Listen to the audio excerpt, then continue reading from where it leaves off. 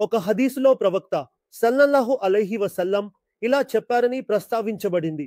ఎవరైతే పట్టుదలతో క్షమాపణ కోరుతున్నారో అల్లా అతన్ని ప్రతి దుఃఖం నుండి రక్షిస్తాడు, ప్రతి కష్టం నుండి బయటపడే మార్గాన్ని చూపుతాడు మరియు అతను ఊహించని చోట నుండి అతనికి ఉపశమనం ప్రసాదిస్తాడు. ఈ గదిలో ప్రతి దుఃఖం నుండి విముక్తి కలిగించే 3 విషయాలు కనుగొనబడ్డాయి. ఇప్పుడు దుఃఖం ఎక్కడ ఉంది? మన జీవితాల్లో చాలా దుఃఖాలు ఉన్నాయి. మన జీవితాల్లో ఆఫీసులో దుఃఖం, ఇంట్లో దుఃఖం, తల్లిదండ్రులతో దుఃఖం, వైవాహిక జీవితంలో దుఃఖం, ప్రతి చోట దుఃఖం మరియు దుఃఖం అనేవి ప్రతి జీవితంలోనూ దుఃఖమే.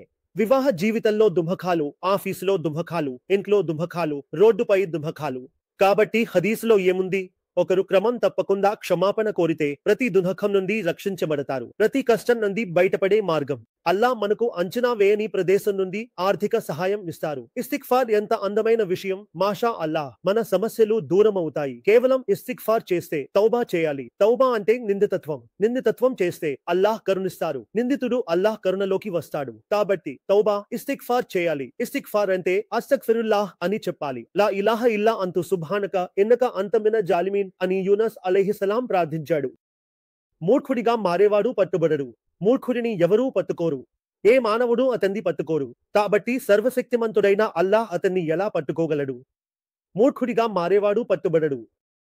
మరియు పశ్చాత్తాపపడేవాడు. పశ్చాత్తాపం అంటే పశ్చాత్తాపనాలి, క్షమాపణ కోరాలి. కాబట్టి పొందిన దానికి అల్లా నుండి క్షమాపణ కోరండి. నువ్వు తప్ప వేరే దేవుడు లేడు. నీకు మహిమ కలుగుగాక. నువ్వు తప్పు చేసిన వారిలో ఒకడివి. ఇది యూనుస్ సల్లల్లాహు అలైహి వసల్లం ప్రార్థిస్తున్నాడు. చూడండి, పశ్చాత్తాపం, ప్రార్థన, క్షమాపణ కోరుతోంది. ఉత్తమ ప్రార్థన ప్రవక్తల సల్లల్లాహు అలైహి వసల్లం ప్రార్థన: ప్రభు, మనల్ని మనం అన్యాయం చేసుకున్నాము మరియు జ్ఞానం కలిగి ఉన్నాము, క్షమించు మరియు దయచూపు, ఎందుకంటే నష్టపోయిన వారిలో ఉంటాము. ఇది హజ్రత్ ఆదాం అలైహి వసల్లం ప్రార్థన.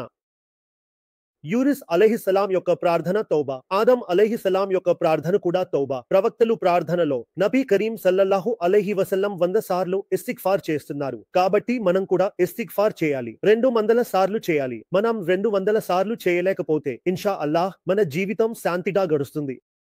దుఃఖం, కష్టాల నుండి విముక్తి, ఆర్థిక బాధ్యతలు లేకుండా ఉండటం. అల్లాహ్ మనకు అంచనా వేయని ప్రదేశం నుండి సహాయం ఇస్తారు. ఇది అల్లాహ్ యొక్క వాగ్దానం. మనం సెలరీ చిన్నది అని అనుకుంటే అల్లాహ్ చెబుతున్నారు, నేను మీ అంచనా లేని ప్రదేశం నుండి సహాయం ఇస్తాను. అల్లాహ్ యొక్క వాగ్దానం ఇది. అల్లాహ్ యొక్క మహిమను చూడండి. సందేహం నమ్మకానికి వ్యతిరేకం. నమ్మితే అల్లాహ్ బహుమతులు ఇస్తారు. ఈ సమస్యలు ఎలా పరిష్కరించబడతాయి అని అనుకుంటే అల్లాహ్ చెబుతున్నారు, నేను మీ అంచనా లేని ప్రదేశం నుండి ఇస్తాను. అల్లాహ్ పై నమ్మకం ఉంచాలి. నమ్మకం అంటే విశ్వాసం. మరియు నమ్మకమున్న వారికి అల్లాహ్ తాలా బహుమతులు ఇస్తారు. మనం మాట్లాడుతాం, ఈ సమస్యలు ఎలా పరిష్కరించబడతాయి? అల్లాహ్ తాలా వాగ్దానం ఉంది, ఆయన అక్కడ నుండి ఇస్తారు. మనం అంచనా వేయని ప్రదేశం నుండి. అల్లాహ్ పై నమ్మకం ఉంచాలి కదా. నమ్మకం అంటే ఏమిటి? నమ్మకం అంటే విశ్వాసం.